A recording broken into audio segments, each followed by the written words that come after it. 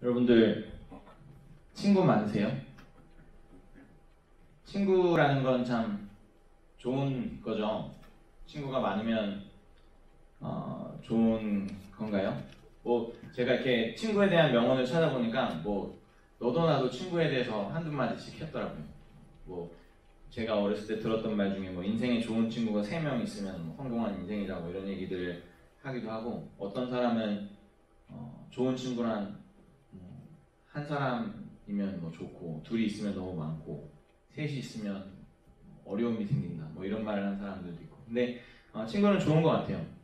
우리가 친구 사귈 때 특별히 뭐 계산하지 않잖아요. 쟤랑 놀면 뭐 이게 좋겠구나 뭐 그렇게 계산적으로 우리가 사귀지는 않지만 어떤 부분에 있어서는 어떤 친구들이 있으면 좋은 그런 부분들이 분명히 있기는 합니다. 또 이제 나이가 들어 사회생활을 하다 보면 저 같은 경우에는 그 메케닉 프렌드가 있으면 좋은 것 같아요.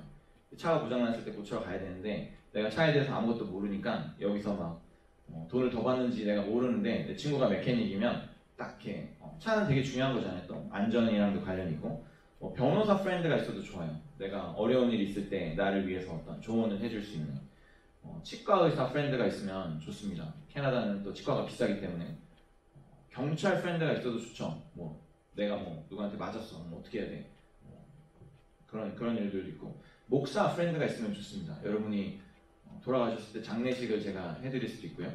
결혼하실 때 주례를 봐드릴 수도 있습니다.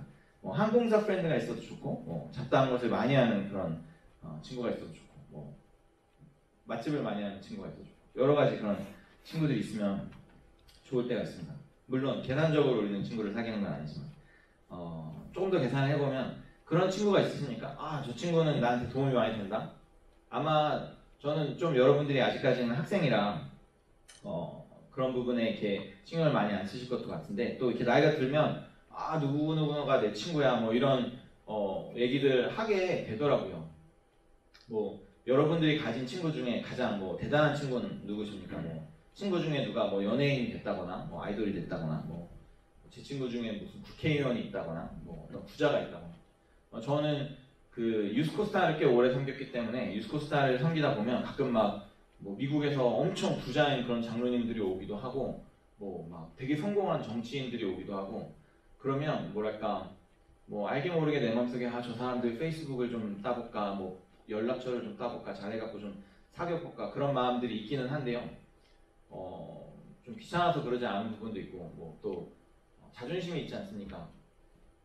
우리 친구는 예수님인데, 내 친구는 예수님인데, 예수님이 친구가 있으면 뭐 다른 친구들은 뭐 필요 없죠. 뭐 그런 마음도 있었던 것 같아요. 만약에는 사실 아니에요. 우리는 이미 예수님을 친구로 가진 사람들이니까. 그런데 만약에라고 이야기를 하게 되는 건 우리가 그걸 잘 느끼지 못하는 부분들이 있어서, 만약에 이미 예수님이 친구지만 우리가 그렇게 느끼지 못하니까, 만약에 예수님이 우리의 친구였다면 어떠셨을 것 같아요? 예수님은 뭐 하나님이시죠. 그러니까 모든 것들을 다 가지신 분이시고 능력이 많으시고 우리를 사랑하시고 우리를 고치실 수 있고 뭐든지 다 도와주실 수 있는 그런 분인데, 그보다 더 좋은 친구들이 있을까요? 근데 이제 세상에서 다른 그런 유익한 친구들을 찾는 건 예수님이 나의 친구가 되신다는 것을 좀 깜빡하는 그런 때도 있는 것 같습니다. 오늘 본문에 나오는 마리아와 마르다 그리고 나사로 남매는 자타공인 예수님의 베스트 프렌드였어요. 이 사람들은 참 좋겠죠. 5절에 보시면 예수님께서 이들을 사랑하셨다라고 기록합니다. 그러니까 다 알고 있는 거예요. 진짜 예수님이랑 친했고 예수님이 특별히 케어하시던 그런 남매들입니다. 어느 날 나사로가 아프게 됐어요. 많이 아팠던 것 같아요. 왜냐하면 결국 죽거든요. 그러니까 죽을 병에 걸렸어요. 그랬는데 여러분 생각해 보세요. 나사로가 아플 때 마리아와 마르다가 걱정을 했을까요? 저는 좀 그런 생각도 해봤어요. 예수님이 내 베스트 프렌드고 나를 사랑하시는 분인데, 예수님 막 다니시면서 병도 고치고 귀신도 쫓고 그러잖아요. 근데 나는 아직까지 아파본 적이 없어갖고 예수님의 능력을 경험하지를 못했네? 좀 한번 아파도 괜찮지 않을까? 이런 생각을 하진 않았을까? 아프면 금방 예수님이 고쳐주실 테니까. 제 생각에 분명 뭐 걱정은 했겠죠. 갑자기 너무 아프니까. 그런데 기대감도 있었을 것 같아요. 아, 이제 드디어 예수님이 우리 집에 오셔갖고 우리 나사로를 살리시는 걸 보겠구나. 그래서 보면 예수님한테 이제 말씀 안 드려도 오실 것 같긴 한데 예수님 다 아시고 오시니까. 그런데 이제 연락을 합니다. 3절에 보시면 이에 그 누이들이 예수께 사람을 보내어 이르되 주여 보시옵소서 사랑하시는 자가 병들었나이다. 이 말투를 생각해 보면 예수님 제발 와서 우리 오빠 좀 고쳐주세요가 아니라 예수님, look, the one you love is sick, and you know what to do. 예수님, 나사로가 아파요. 그냥 예수님한테 나사로가 아프다고? 그러면 당장 가갖고 이제 도와주시리라는 걸 이제 믿고 있는 거죠. 이런 친구가 있는 건 참 좋아요.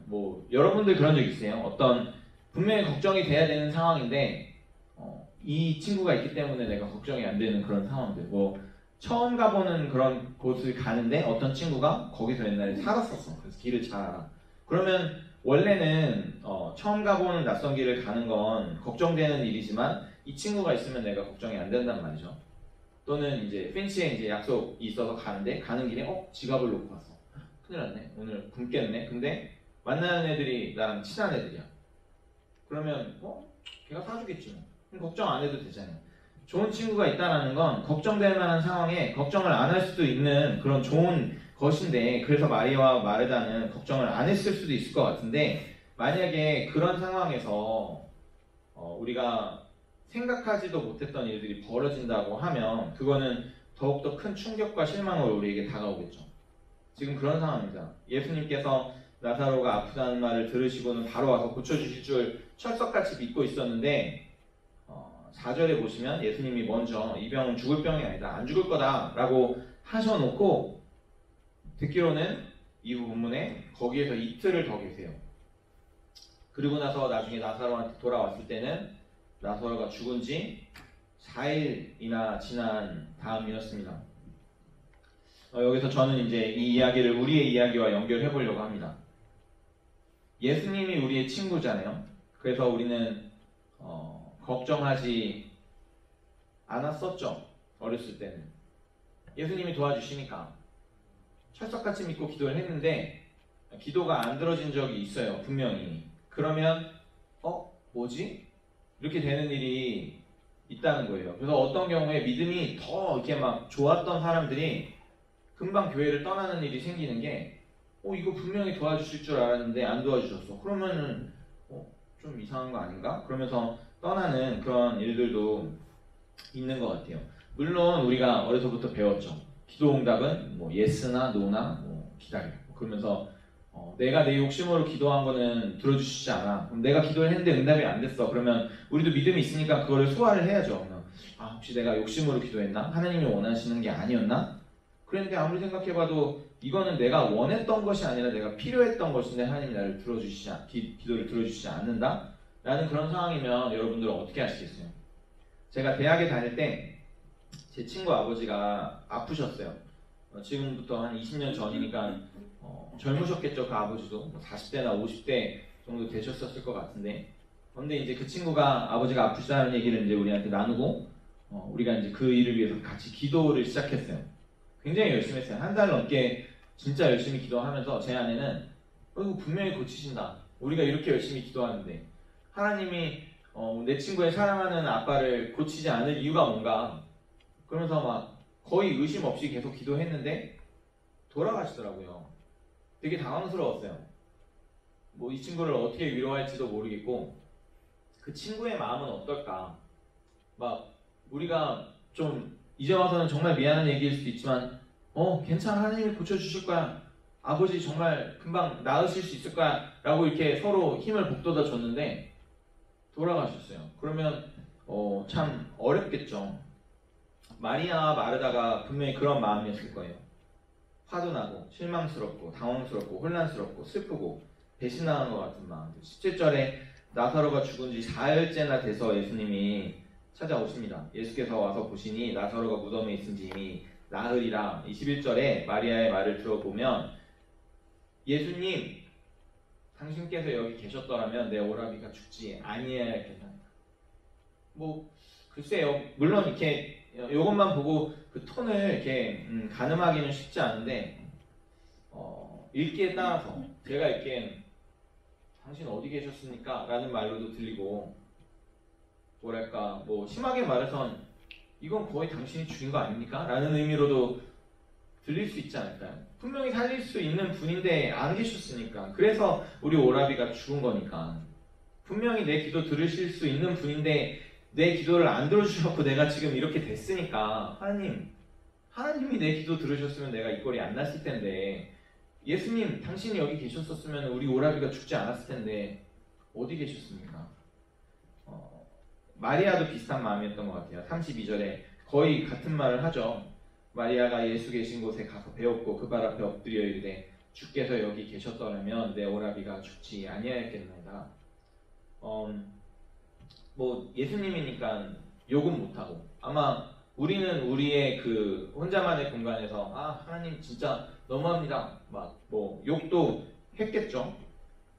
저는 어쩌면 우리가 느끼는 마음이 좀 더 어려울 수도 있을 것 같아요. 왜냐면 적어도 이때는 예수님이 육신을 입고 계셔서 물리적으로 physically limited 되어 있었으니까 그래서 예수님이 늦으셨구나 예수님이 안 오셨구나 그러면 뭐 어쩔 수 없는 부분이 있는데 우리는 영으로 어디에나 계시는 분인데 내 기도를 분명히 들으신 분인데 마리아랑 마르다는 편지가 좀 늦게 도착했나? 오시는 길에 무슨 일이 있었나? 근데 우리는 뭡니까? 기도하면 당연히 바로 듣고 바로 응답하실 수 있는 분인데 왜 도와주시지 않을까? 왜 우리가 힘들 때 그냥 보고만 계실까라는 그런 생각을 할 수 있죠.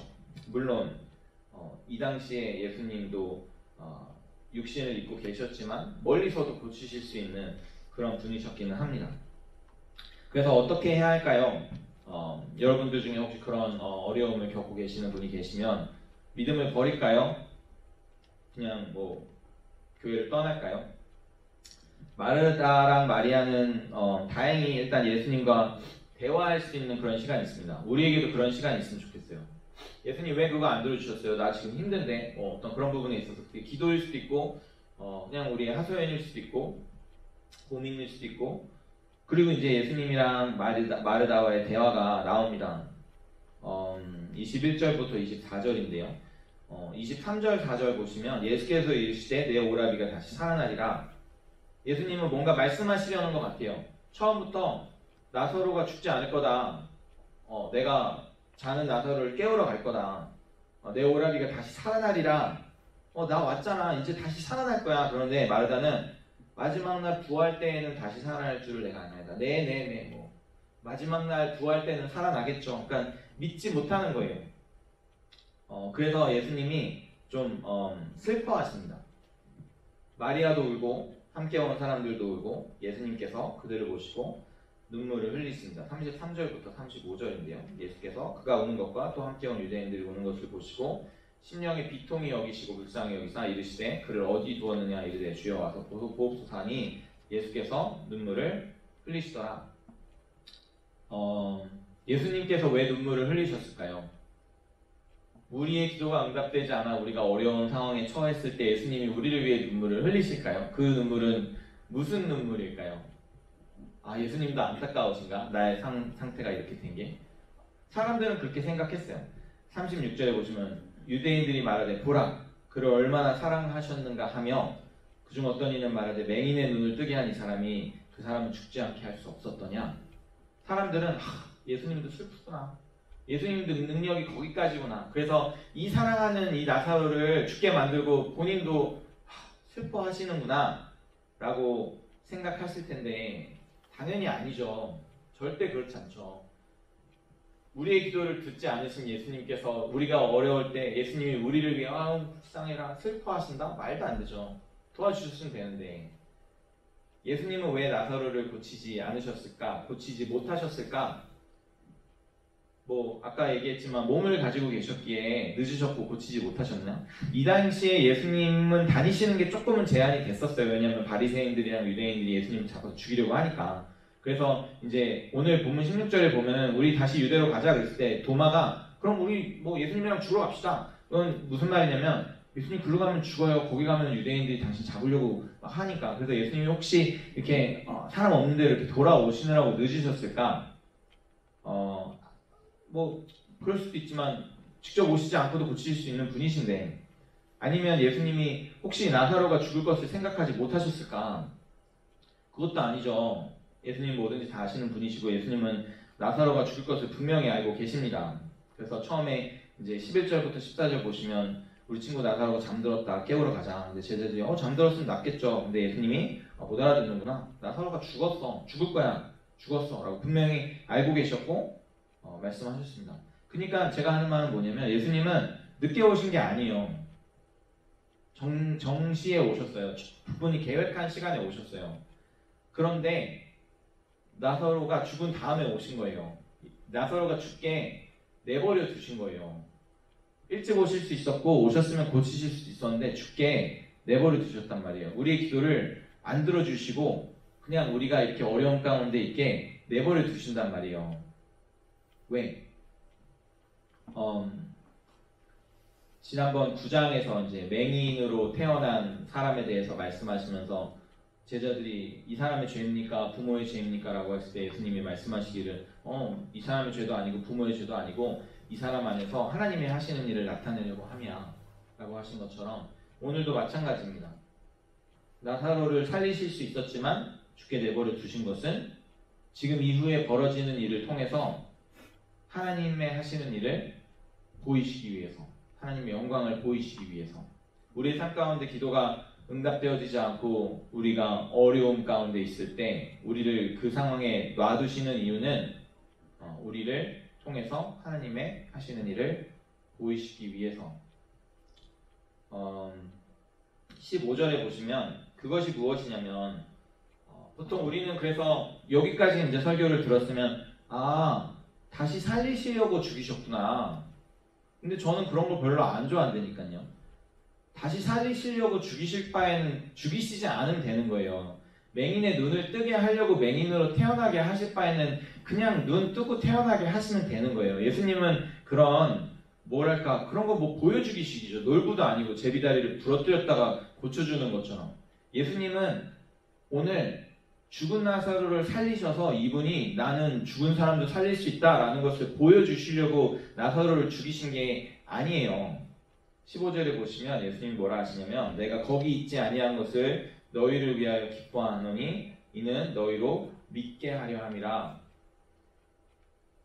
무언가를 믿게 하려고 하시려고 나사로를 죽게 내버려 두시고 그리고 와서 다시 살리신 거예요. 무엇을 믿으라는 말씀이시냐면요, 25절과 26절입니다. 예수께서 이르시되 나는 부활이요 생명이니 나를 믿는 자는 죽어도 살겠고 I am the resurrection and the life. He who believes in me will live. 무릇 살아서 나를 믿는 자는 영원히 죽지 아니하리니 이것을 내가 믿느냐.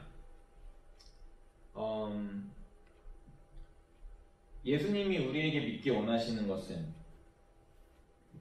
예수님께서 죽은 사람을 살리실 수 있는 분이다가 아니고 예수님께서 부활이요 생명이시다라는 것입니다. 우리의 기도를 들어주시지 않으셨을 때 예수님이 우리가 믿기를 원하시는 것은 우리의 기도를 들으실 수 있는 분다라는 것을 믿는 것이 아니라 그 예수님이 어떤 분이신지를 믿기를 원하시는 거란 말이에요. 좀 더 볼게요. 그리고 가서 이제 무덤으로 가서 돌을 옮겨 놓으라 하시는데 마르다가 주여 죽은 지가 나흘이 되었으며 벌써 냄새가 나나이다. 여기서 보시면 뭐냐면 예수님과 친했고 예수님께서 사랑하시는 사람들이었지만 마르다는 예수님이 누구신지 모르고 있는 것 같아요. 어느 정도 알았으면 다시 살리실 수도 있었다는 것을 알았을 수도 있을 텐데 일단 모르고 있는 것 같아요. 우리도 마찬가지인 것 같아요. 예수님이랑 친하다, 예수님 교회 다닌다, 나 교회 다닌 지 오래됐다 라고 하지만 예수님이 누군지 모르기 때문에 힘들고 여기에서 예수님이 이 이유로 우시는 거예요. 마르다가 아직 나를 모르는구나. 그래서 이렇게 힘들어하는구나.